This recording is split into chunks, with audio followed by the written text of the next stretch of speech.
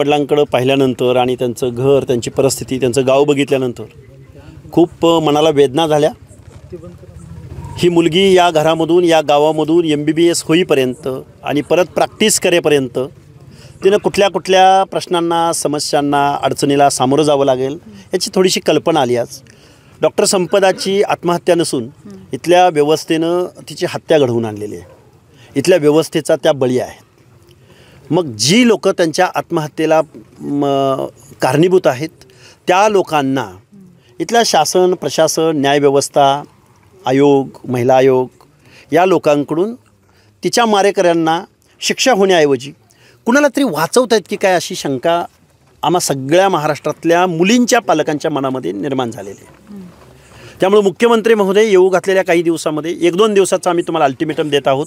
2 दिवसात SIT स्थापन करा, अन्यथा आम्ही फलटणला येऊ, आंदोलन उभं करू। राज्यामध्ये महिला जर सुरक्षित असत्या तर डॉक्टर संपदा MBBS करून 1-2 वर्षाचं प्रॅक्टिस करणारी गरीब आईवडिलाची लेक, जी शेतकरी आहे, जो शेतकरी आहे, स्थलांतरित शेतकरी आहे, तो ज्याच्या पाठीमागं दोन भाऊ, एक बहीण आहे, आईवडील आहेत, ह्या सगळ्या लोकांना विसरून ती आत्महत्या करू शकते का?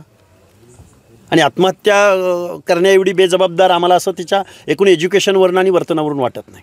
पण तिला आत्महत्या करण्यास प्रवृत्त केलं गेलं का, हत्या झाली का, बळी गेला का, काय गेला, याचं उत्तर मिळालं पाहिजे आम्हाला। आणि याचं उत्तर जर मिळणार नसेल, SIT स्थापन होणार नसेल आणि या पण गोष्टीमध्ये जर राजकारण होणार असेल, लोक दगडी हातामध्ये घेतील।